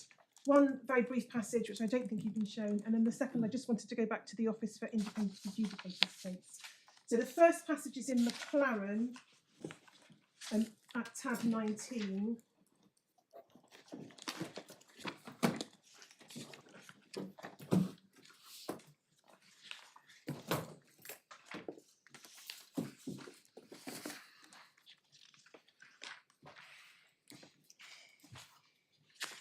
I don't need to show you the facts other than to note that you can see what the background context was from the head note on pages 397 to 398. But the relevant passage is at page 409, just below the letter E, and it's a paragraph numbered 2. And you'll see from this the context here was one of employment, but employment not ousting judicial review. Where the Court of Appeal said this: there can, however, be situations where an employee of a public body can seek judicial review and obtain a remedy which would not be available to an employee in the private sector. This will arise where there exists some disciplinary or other body established under the prerogative or by statute to which the employer or the employee is entitled or required to refer disputes affecting their relationships, and analogous to the present context. So the present context, I say, is stronger because the Secretary of State is the decision maker. The procedure of judicial review can then be appropriate because it has always, and I emphasise always, been part of the role of the court in public law proceedings to supervise inferior tribunals, and the court in reviewing disciplinary proceedings is performing a similar role. And really that's why this is, as Mr. Sachdeva has said, a paradigm case, not a marginal case, in terms of amenability to judicial review. And so the second case then, just to take you to, is the case at tab 32.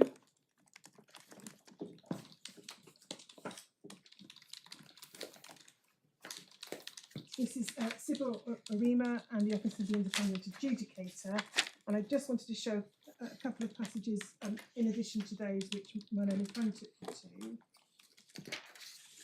So you have the statutory provisions in paragraphs 3 and 4 of the judgment, but if my ladies and my lord would turn to paragraph 49 and 50 on page 660, 661. So you will see there the conclusion of the court in paragraph 49, no difficulty in concluding that the OIA is amenable to judicial review. Though not necessarily determinative, the entire procedure is set up by statute. That's an important aspect. And then the following sub-paragraphs then amplify that. E, the designated operator, that's the OIC, must comply with duties set out in Schedule 3. In other words, there's the prescription of the process. And then paragraph 50, the designated operator should, in my view, be subject to the supervision of the High Court. And then goes on in that paragraph, last two sentences, to say an important scheme available to resolve a wide range of disputes affecting higher education institutions and a large number of students who attend them should not be free from supervision, for it to become a law unto itself would not achieve the statutory intention. And then paragraph 69, sorry, paragraph 72 and 3, Lord Justice Richards.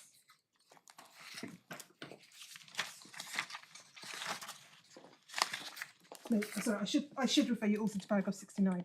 So this is the judgment of Lord Justice Morbick, It's agreeing with the other judgments. And if I just pick it up halfway down paragraph 69, the Act therefore contemplates that the designated operator, currently the OIA, will be performing a public function, albeit not one that involves the determination of the legal rights and obligations of the parties involved in the complaint. As such, it cannot be equated to a body established by one or more institutions to act as an arbitrator, mediator or conciliator in a purely private capacity. And then Lord Justice Richards agreeing in paragraph 72 and 73, and in particular at 73, decisions under the scheme are amenable to judicial reviews claimed from the statutory context and the nature of the function being performed by the OIA. And so if the OIA is amenable to judicial review, in my submission, the present case is even stronger, because the power of decision making in the present context is directly vested in the Secretary of State, whereas the OIA is one step removed. The statute requires the Secretary of State to set up a body. You know, Mr. Orber's case, presumably, if the adjudicator was biased and he started the hearing with saying, I can't stand you, I've hated you and your family for years. There's nothing you can do about it. Absolutely nothing. Yes, I'm the red-haired school teacher, the classic example. Blonde-haired barrister, whatever it is, yeah. And so, without them going back to any further cases, the cases that you do have within the bundle, referred to in the skeletons, and most of which you've been shown or will be shown in one form or another, where the court has found non-amenability to judicial review and reference to a commercial or contractual dispute, can be distinguished from the present context by one simple single factor, and that's the absence of statutory jurisdiction. All those cases, whether it's the Jockey Club, tab 20, Servite Houses, which is tab 23, that's about the private providers providing social care, or the Egon and Muya cases at tab 61 and 63, which Mr. Sachdeva took you to, none of them are cases in which the statutory framework provides that a government minister exercises a jurisdiction. And to my ladies, my lord, in my submission, it's not really necessary to look any further beyond the source of the power in the present case. But to the extent that one does look at the nature of the function, it's a quasi-judicial function, it's effectively equivalent to a statutory tribunal. It is, as already been submitted to you, a function that's identical, whether it's an NHS or non-NHS contract. And so the nature of the function itself would lead irresistibly, in my respectful submission, to the same conclusion. Finally, in our skeleton, we've addressed briefly the authorities upon which the learned judge below relied, Hussain, Hafiz, Mercury, etc. I don't have anything to add to Mr. Sachdeva, so I just draw the court's attention to the fact that we've briefly sought to address them there. The only point I would flag up is that in relation to fees, in paragraph 18b of our skeleton argument, we pulled out really the same passage as my own friend, where Mrs. Justice Stacey referred to first principles. And we say there is no analysis by her, with the greatest respect to the correct first principles. And what we see there is, as in the present judgment under appeal, a conflation of the role of NHS England with the role of the adjudicator, which is fundamentally wrong for all the reasons you've heard today. So, my ladies, my lord, unless I can assist further, that's all I want to say, and I hope I haven't trespassed too much into the territory of repetition. Thank you very much indeed. Mr. Orban. Thank you.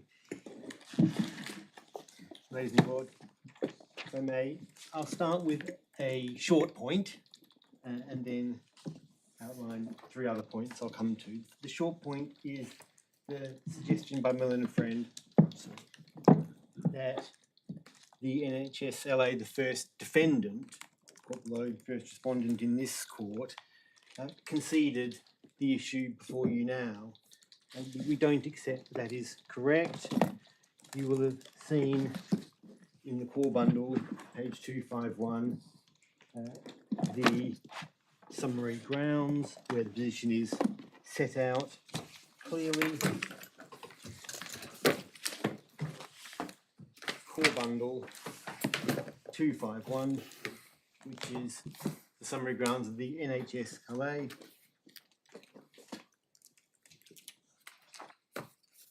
There have been judicial reviews in the past. It is not in the past advanced, does not now advance an argument, it's not amenable. It leaves this question to the court. So the NHS LA is not getting involved. It leaves this question to the court. So Miller and Friend's submission that position means there is no dispute for the court. It is not understood. The NHS LA seemed clear enough to be willing to leave that matter for you in the knowledge that NHS England had taken and still does take the position it takes. And that's been the case for some time. So the NHS LA is neutral on the matter argued now. It's not a concession. If it had been a concession, it would have said so.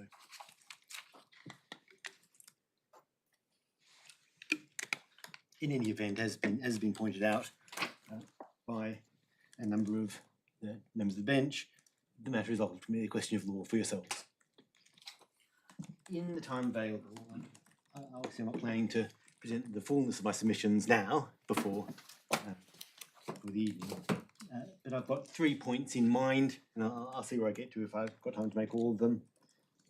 The 3 points are: 1, subject matter, and the role it may play in amenability, even where we are dealing with unquestionably a public body, a source of power that is public in nature.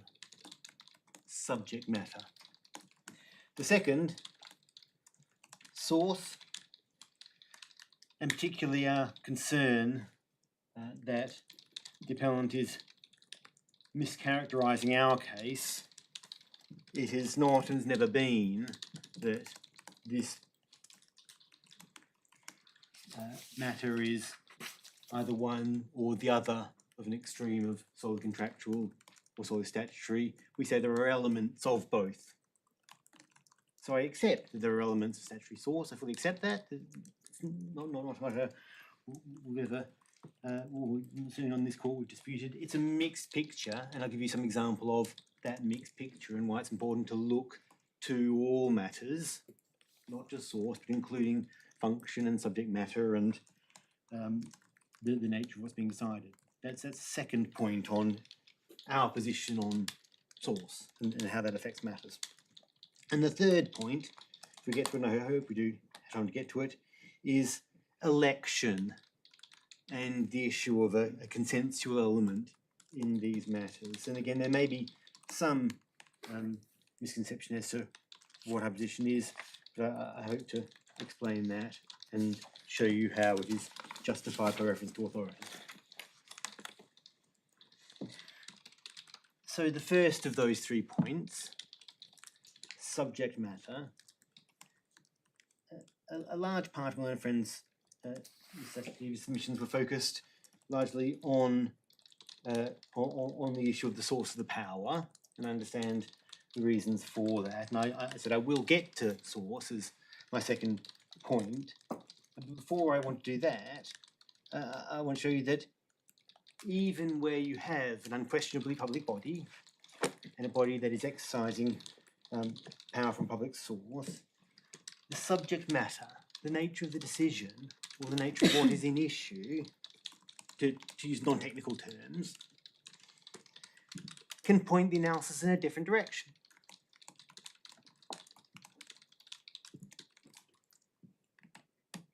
Obviously, we know in our case, we use that to say that here, the adjudicator, notwithstanding being appointed by the Secretary of State, or it could have been the Secretary of State, is determining points of private law, determining points of contract law. It has to be, because the reference mechanism says a contract dispute. So don't go away and determine other points unrelated to contract disputes. They determine contract disputes. That's the heading to this first point is subject matter. So loosely, that's a pointer to the subject matter. The reference mechanism is about contract disputes and has to be within that term. And while this morning or today, Mr. Ashley expanded the nature of the grievance in different ways to say, oh, well, it affects all doctors and doctors all around the country and so on. A couple of points on that as far as its relevant subject matter. Of course, a purely private matter can affect a large number of people. You could have a point about Google's terms and conditions that affects millions of people. So scale or size itself doesn't tell you whether something public or private. But before I get to the cases, which I'll do, I want to point to you what Dr. Shashikanth, the appellant, said about his own subject matter time. And for that, I'll just take you to two documents quickly. The supplementary bundle, page 153. And in the description of Ms. Justice Bourne below, Dr. Shashikanth was represented by specialist counsel specialising in this area of medical law and medical disputes. And submission draft, I'm sure not without reference to Dr. Shashikanth, but without approval. Call under 153. I should say, just so you are aware of the oddity of the bundle is intermingled, the witness statement and the submissions. So just to show you, if you look at 153, you've got written submissions over the page, first page of witness statement. They've been interspersed by error, but they're just so you're not too confused, or to at least explain your confusion. So 153, written submissions, paragraph 1. This is a contractual dispute. So that's a starting point. And Using the subject matter in two different ways, are we? One thing is the subject matter of the dispute between Dr. Shashikanth and the clinical group, and the subject matter of that dispute is the meaning of his contract and what it requires. But are we dealing with the subject matter of the claim for judicial review, which is whether or not an adjudicator has properly interpreted the law, even if it is contract law, and otherwise acted according to the public law principles? Yes, the subject matter does come into it in both ways. It's capable of coming into it in both ways. So, and that in some ways addresses a point which George made before about, well, what if the Secretary of State was clearly being biased or making a red-headed type decision? Well, I accept the grounds, the nature of the grounds can inject the public law element. And that's not a controversial proposition. One has to just think of the sort of rugby club cases of the anti-apartheid protest cases, where it was a local authority and a lease, and they cancelled the lease and so on. So the grounds, or improper purpose, grounds themselves can inject a public law element. And that may well be the case with a different scenario of a minister making a decision on a clearly racist basis, for example, or on the basis that someone's red-headed and that's it. The grounds can inject the public law element. We accept that. We said this is not that. This is almost the opposite end of that issue. The grounds and the subject matter both are private contractual. It's a contractual dispute. And indeed, that's not just a general point, it needs to be for it to be within the referral mechanism.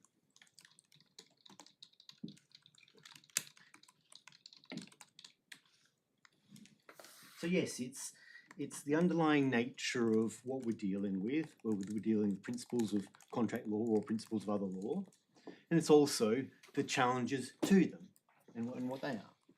But if it were an NHS contract, do you accept that that would be subject to judicial review, whatever the ground, even if it was the interpretation of a particular clause? I fully accept that there may well be a different answer with NHS contracts on the issue of amenability, but there shouldn't be anything surprising or unusual about that, because the distinguishing feature here is that the doctor has decided that they want to have private law rights, that the nature of their relationship is one that attracts private law rights. And that is a crucial decision. To have it's not just a minor point of detail, it's the nature of the relationship. Whether it's one that has private law rights or doesn't have private law rights. And that so shouldn't be surprising that has further consequences in terms of remedy. One has rights because one may want to seek remedies. So that if rights have further consequences on remedies later on, that in itself shouldn't be a surprise. So for you, once a non-NHS contract, always a non-NHS contract, put it that way, you elect or choose a particular route for your determination and therefore perhaps your remedy, but that's all you are doing. You choose the type of contract, and in this case it's not... Well, there are two choices.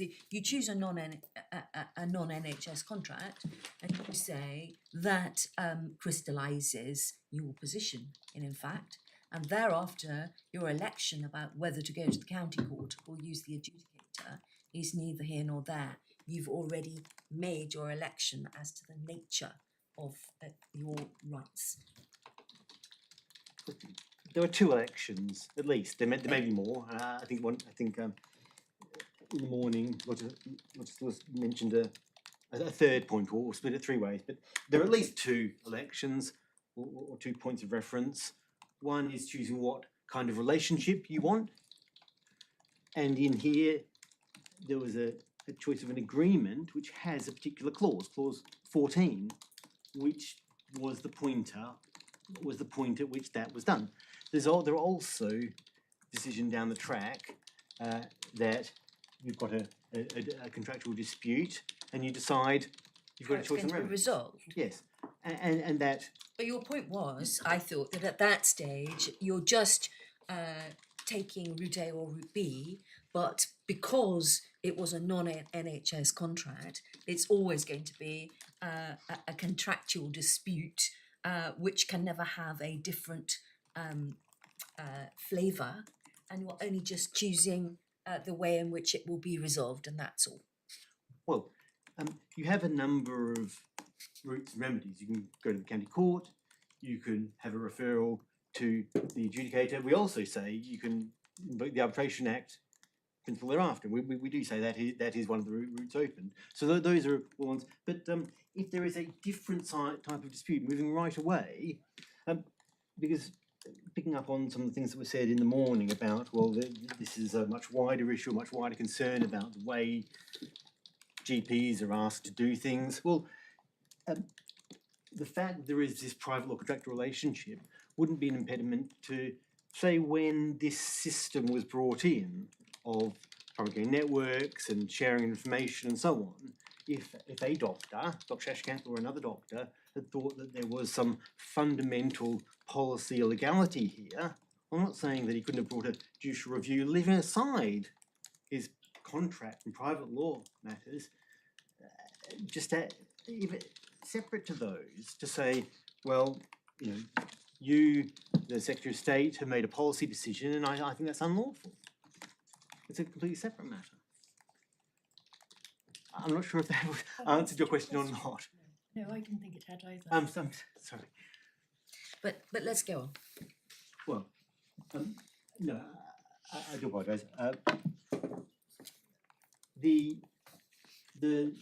point of, well, we say there are 2 points of election, and yes, certainly the point of election to have a private law contractual relationship does determine further action thereafter. And Yes. you still have you have more than one route after that, is the point I was making. Okay. To turn it round, the NHS contract has never been in the field of private law. It's only ever been in public law, so that's easy. They didn't choose to have contractual rights. There's a requirement they go down the adjudicator route. So it's not surprising that is in the public box. The next question really is, well, what about the non-NHS contract? And I think the key thing that you can tend to be sceptical about is that we understand that it's contract, you've chosen that, it's your bed, you sleep in it. We understand you could choose to take your bed to the county court and sue on it there. But the problem is, when there's still the statutory adjudicator there, and you are given the choice to, in inverted commas, opt back in, why should a prior choice that I wanted to be contractual dictate the fact that if you choose a different determination body, the adjudicator rather than the county court, why the adjudicator isn't in fact amenable to judicial review? The county court is amenable to judicial review, but you don't use judicial review because you go to the Court of Appeal. But they're both bodies set up by statute to resolve contractual disputes. And what we're encouraging you to grapple with is, whilst we understand a complete contractual submission to a disciplinary jurisdiction, when somebody can opt back into a statutory process, why does the fact that you've chosen initially to flirt with contract prevent you finally marrying the statute, if I can put it like that? Well, because the election at that stage is an election to have private law rights under the contract, and we've been shown various provisions of the contract, and that includes the finality term, and so the opting for this adjudicator mechanism includes that finality as well. That's part of the system. Isn't that rather a kind of bootstraps argument? Because we're trying to work out whether, in fact, going down that route does create complete finality or not.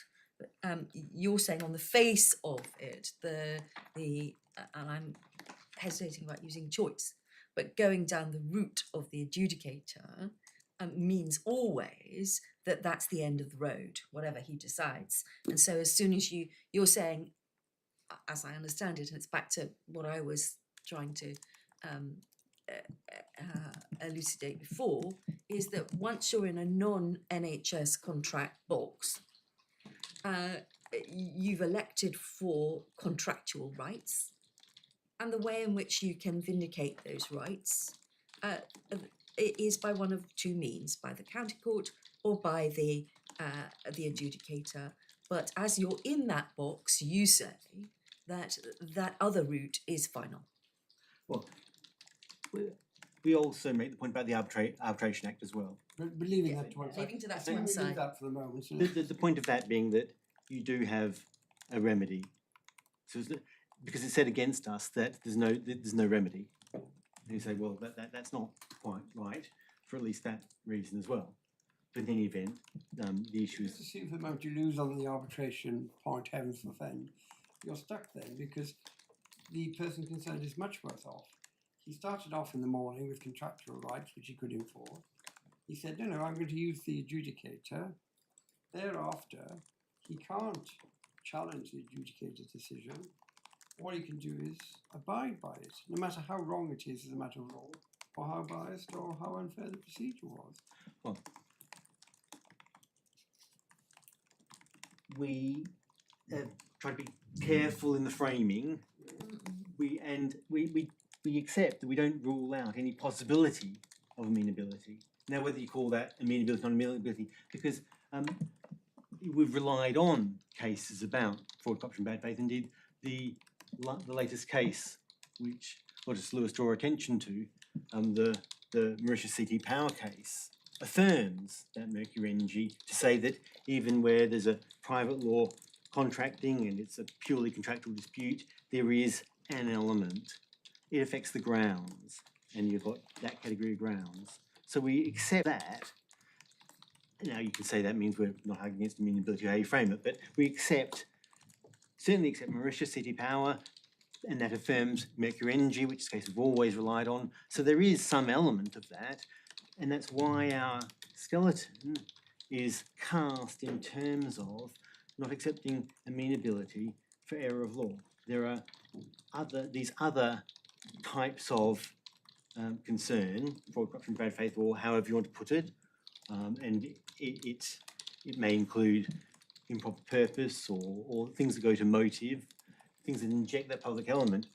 The point is, if all you're injecting into the dispute is more contract, well then we say you look to the contract and contract rights and where that has left the parties. And that's why amenability isn't appropriate, because there isn't that injection of something public natured into the situation. Can I be clear? In the course of your very, very lengthy skeleton argument, you accept amenability on grounds of fraud or bad faith. Yes. Are you suggesting now there are other aspects where there would be amenability? We accept Mercury NG, CT power and that line. And we think that's appropriate to look at this. As to what the bounds of that line are, isn't necessary for today, but For what if, for example, you didn't follow the procedure set out in Regulation 84? My lady said they're very detailed regulations to follow. Would that be amenable to judicial review, a failure to follow the procedure that's specified? with amenability, what we're looking for, in terms of subject matter, which is the issue we're in, is the injection of a public law element. And that's why these cases along the Mercury Energy line, and which CT Power most recently, identify that phrasing of fraud, corruption, or bad faith, because it's those grounds, those types of grounds, that are sufficient to inject that public law element. Now, fraud, corruption, or bad faith is a phrase that's been cited in cases and been re-cited and re-quoted, but I would never say that that is a statute or set in stone, and what the bounds of that is ultimately for the court to decide. But the point of it is, it comes from the injection of some public element because there's a concern about the motives of the decision maker at its core. Fraud, corruption, bad faith are impugning the motives of the decision maker, and that's why I mentioned an issue like improper purpose, because it impugns the motive of the decision maker, which is of great concern. So it's and that's what injects a public element. You need to find something that does inject that public element to then go to amenability.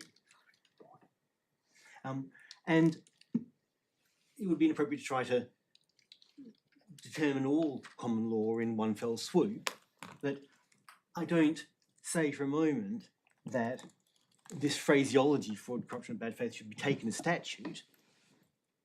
The core is you're looking at injection of a public element.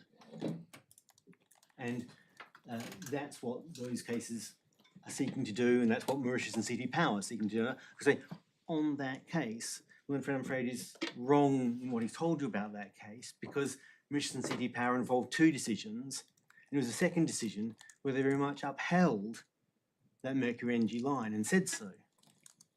So this issue that, thank you very much, that when you've got private law contracts, including with a government body, a public body, engaging in private law contracting, thank you. And you're looking at amenability and what may inject a public element, then yes, you do look at those grounds and to see whether you can inject it from that, but that's quite restrictive.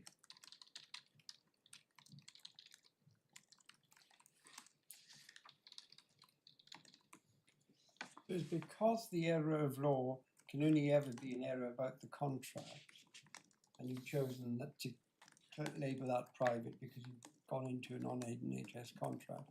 That means thereafter nothing that happens about a decision by the adjudicator about that error of law is amenable to judicial review. Well, to start as cast as error of law, that's a similar test to the Arbitration Act. So one questions, that which is the private law. We'll have a discussion later about if the Arbitration Act applies. It seems for the moment that horribly we decide against when we think the arbitration doesn't have to apply. So focus on that scenario, and in that scenario, an error of law which consists of getting the contract terms wrong, misinterpreting the contract terms, that can never be enough to inject the public law element into this process, because that's the contract and you chose to have a contract thing, and thereafter that's never going to be enough of itself to inject the public law element into a system of statutory adjudication. Well, we say, statutory adjudication, we say there is a contractual element to that as well, Yeah. and I'll get to that when I get to source. But we say, yes, if the subject matter is private law contract, the determination is about determination of private law rights. Those are matters that have a private law nature or character, and those themselves are pointers away from amenability rather than to amenability. That is our position on subject matter, as well as the nature of the subject matter is a dispute resolution function or arbitral function. So it's a combination of things. You've got the adjudicator providing an adjudicative or arbitral function on issues of private contract law. And so that properly should be seen as a matter of private law. You also go on to consider the fact that the link to the Secretary of State and the regulations and the regime around it. You say, well, does that change the position? And we say no. And I think I'm happy to I can explain that and go on. But we say the starting point is this is adjudication on questions of private law and where private law rights lie, bounded within a referral that is a contractual dispute. And that is the character or the nature of that is one of determination of private law rights. It may be different if the nature of the dispute were otherwise and brought into play public law rights in some way, but it doesn't. And that's an important feature of it. That this referral mechanism is one, the determination of private law rights, not public law rights. It's also a difference with some of the other mechanisms and cases you've been taken to, which I'll get to tomorrow morning, because they have different scope and nature. And they're not bound in this way to be about private law rights.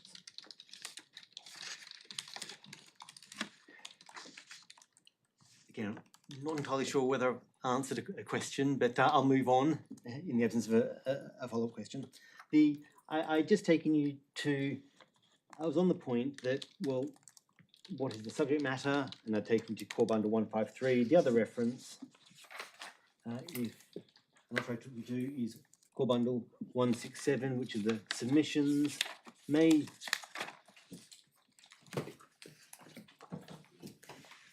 And Supplementary bundle, I think. sorry, supplementary bundle, yes, sorry, supplementary bundle 167, which is part of the doctor's submissions to the adjudicator.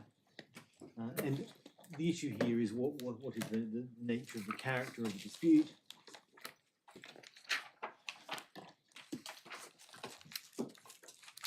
The supplementary bundle 167, I note paragraph 1441, again, the same point that this was always seen as a contractual dispute to be determined on private law contractual principles. That was the doctor's framing of the matter.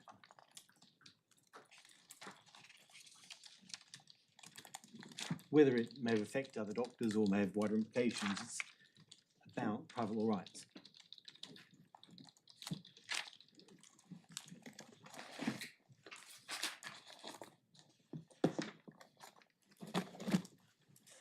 If I can take you to a case, tab 26, Hopley, and I'm on the subject matter.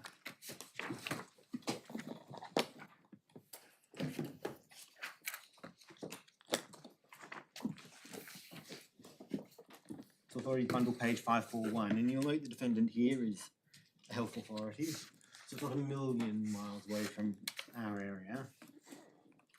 And indeed, the NHS LA, which you can see from earlier in the head note. So this is an example of a body with statutory powers, unquestionably public in nature as a body, both the Health Authority and the NHS LA, but nonetheless exercising functions which are regarded as not being amenable to judicial review. And this is my point about the subject matter, about what's actually going on with private nature. The issue is about a decision or position being adopted in personal injury litigation, particularly the willingness to agree to what we call with-profit structured settlements, so a particular type of settlement in personal injury litigation. I can show you that by reference. I'll take you to the judgment, 543, paragraph 3. The claimant pursued a claim for clinical negligence. Third line down, the claim was compromised. Usually J approved, adjourned approval of a proposed settlement between the claimant and defendant, conventional sums, for consideration of a structured settlement under Section 2 of the Damages Act. So there was issue about whether there would be a structured settlement or not. And that's what led to dispute between the parties. And I'll skip on, if I may, to the bounds of what was argued. You can see it, paragraph 26, bundle, page 550.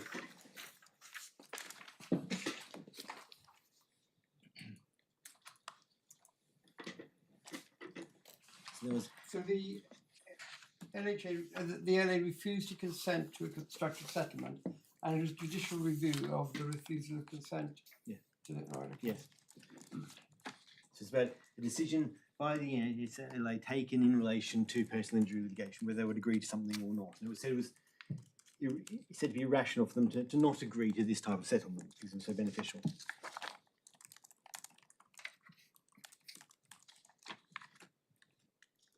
And you can see the different positions of the parties in paragraphs 26 and 27.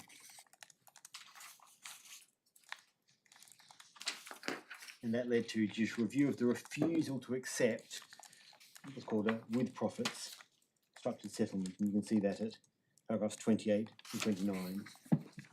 Adjourned. Personal injury litigation was adjourned on terms. And then, if I can skip over paragraph 36.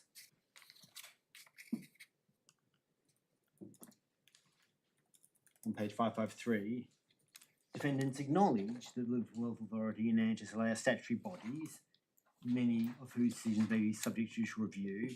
However, the function performed in this particular case was, as contended, non-public. Decision was made under Section 2 of the Damages Act. It's an entirely private one. No defendant litigation, so on. Then talks about the nature of what was going on here.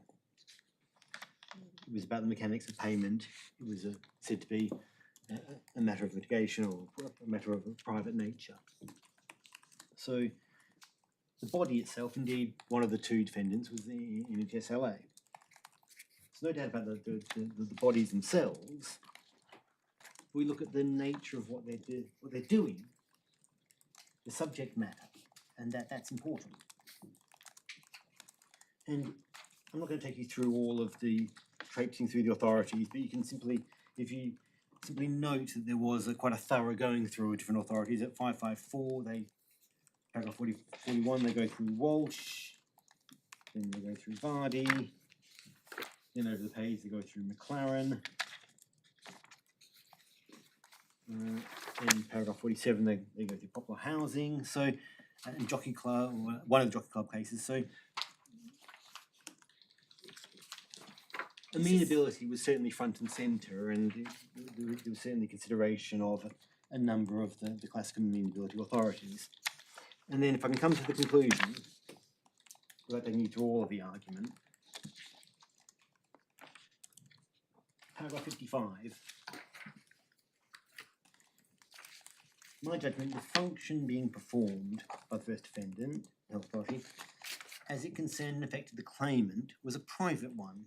The first defendant was a litigant defending a claim in clinical negligence brought by the claimant, having compromised the liability claim to agree damages. That process seems to me involve no public law duty to the claimant at all.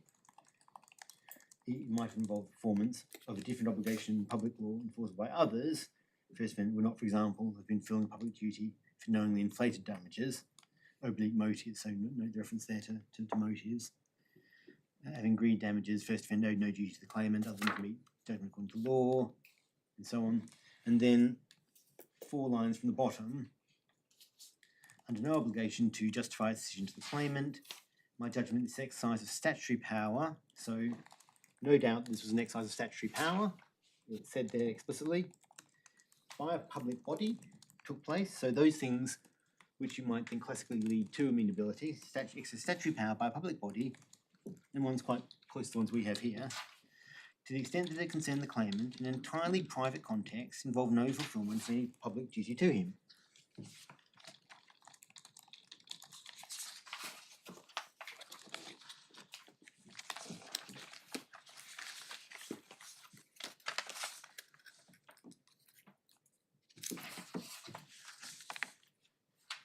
And note there were 2 defendants in there, the Health Authority and the NHS LA. Ladies and Lord, I'm aware of the time, it's 11 minutes past 4. Can I just check on your intentions or what you would like in terms of when you want to? Well, in fact, I have to rise at 4:15, so you have a very short piece of string left, Yes. Okay. which you may or may not be able to use. Well, I'll make just.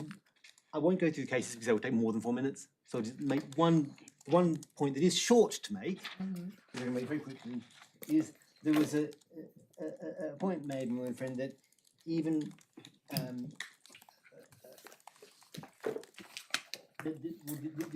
this couldn't possibly, in our case, well, as you know, it'll take more than 4 minutes. I'll leave matters there. I'm going to get caught up if I embark on that. And how are you doing, Mr. Auburn? Are we still all on track? Well, I'm in your hands, obviously. But left to my own devices, I will take up a substantial part of tomorrow. Okay, I well, mean, obviously, if you tell me you don't need to on particular matters, that's another matter. I'll listen to that. But left to my own devices, that is. thank you. 10:30 in the morning then. Thank you, everyone.